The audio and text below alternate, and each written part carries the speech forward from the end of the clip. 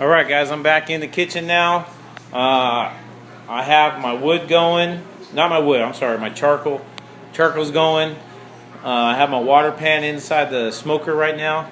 And you know what, actually I want to show you guys something real quick. Kind of want to just go over my setup as far as my smoker is concerned. It's a $170 job I got at Home Depot.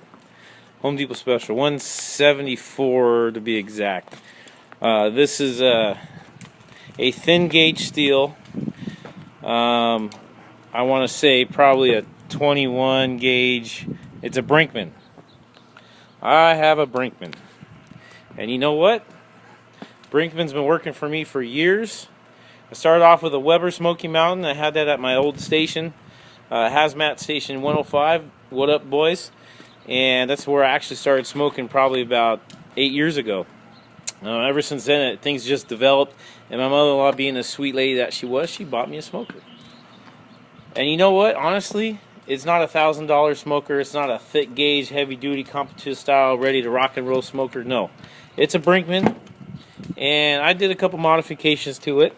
Looked online, looked on YouTube, of course, on anything that I do, anything I get into, and I just see what everyone else does and try and emulate some of those things, make it better, make it personalized for myself. So on the Brinkman itself, it comes with a cheap little barbecue gauge. Says warm, ideal, and of course hot. Doesn't tell the smoker what his meat's doing. So what I did was I drilled 2 holes in the front and the back. Of course, that's the hot side, that's the cooler side, to give me a mean temperature here in the middle. I also have my thermometers and my probes to temperature my meat. So, you know, if I'm doing a low smoke, I may move the meat further back. I'm doing hot fast, I may come up here further. I also have my door dampener down there, which, of course, as everybody knows, regulates your temperature. As far as a firebox is concerned, it came with a grate and a couple other things in there that I actually took out.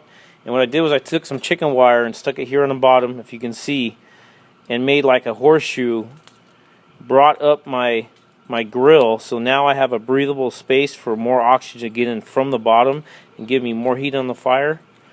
And I set my briquettes or my charcoal or wood, whatever I'm using, right up here, and I kind of go from there. Man, it smells good.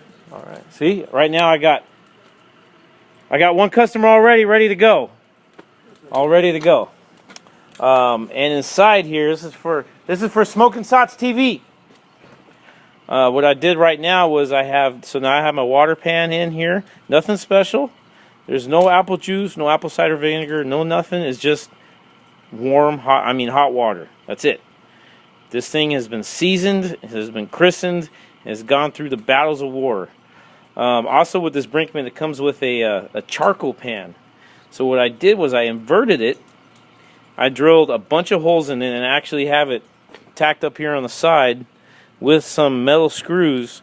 So now when the smoke comes up, it doesn't just hit me right here and then go out. It actually goes along the whole length of the grill and then comes out the smokestack. Now I've seen some guys actually take their smokestack and run it down along on the bottom.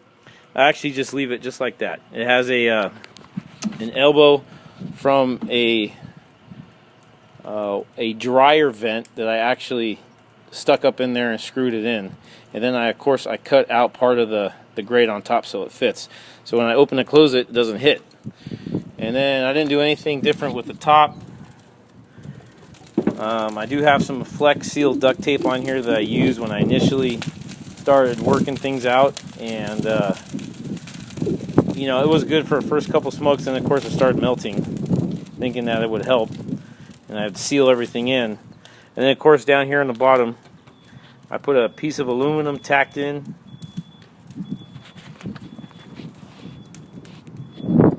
and the hell?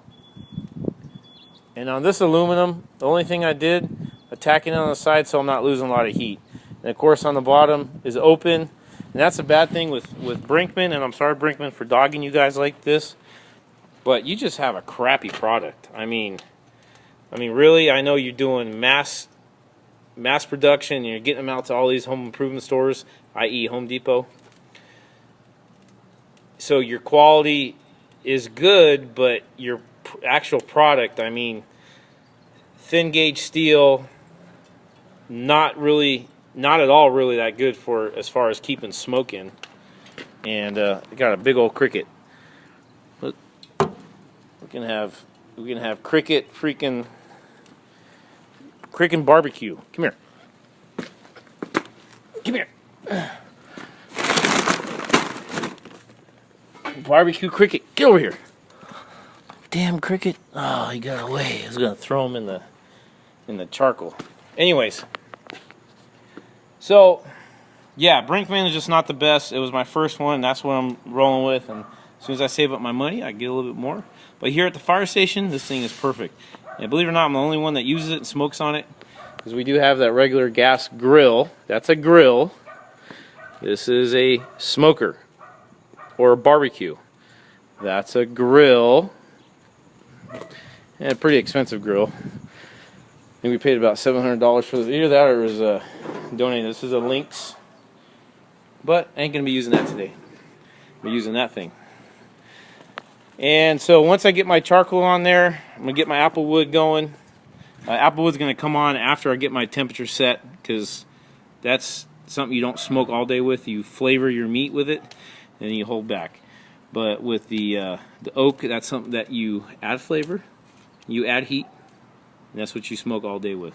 Because it's very mild, just like hickory is.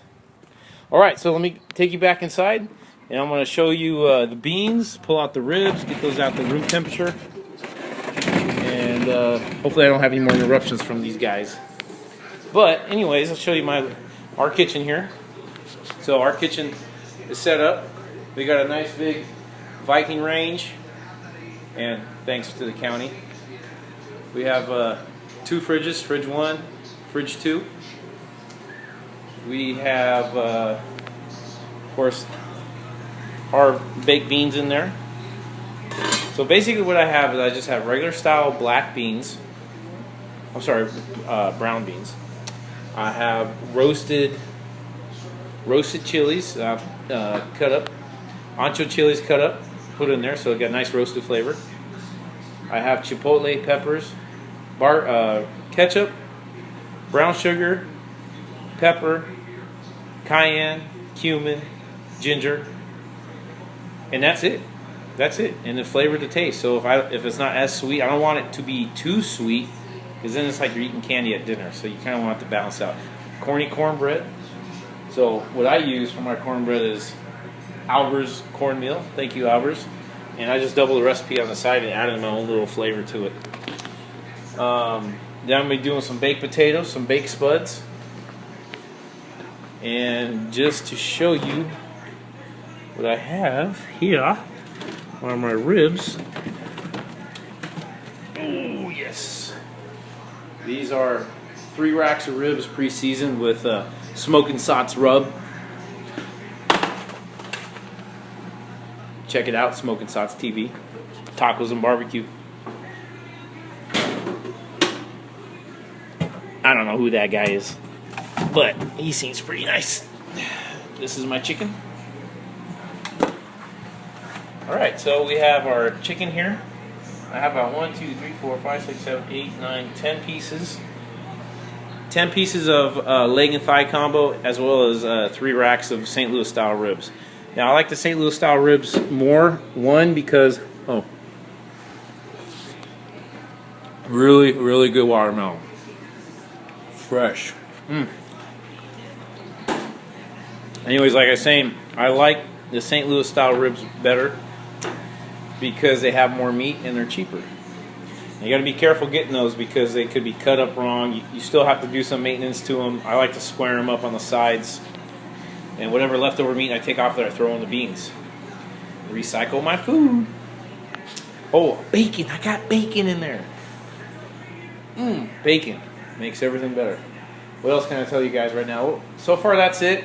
So I got to wait for my ribs to get to room temperature. My chicken to get to room temperature. Come down a little bit. Easier to cook that way. Easier to take on the flavor, the smoke. We do have some fresh basil growing in the kitchen, and that's that store-bought stuff. Look, this stuff regenerates. Put it in the sun, keep adding water to it, keep using it over and over again, and that's what's up. So right now I'm gonna go ahead and prepare my cornbread. I'll get back to you guys. I'll show you that, and then give you a little tour of the fire station. I'll show you how we do it here at Fire Station 32. Tactical minute, or hold on a minute. Rename Fire Tactical 223. See you in a minute.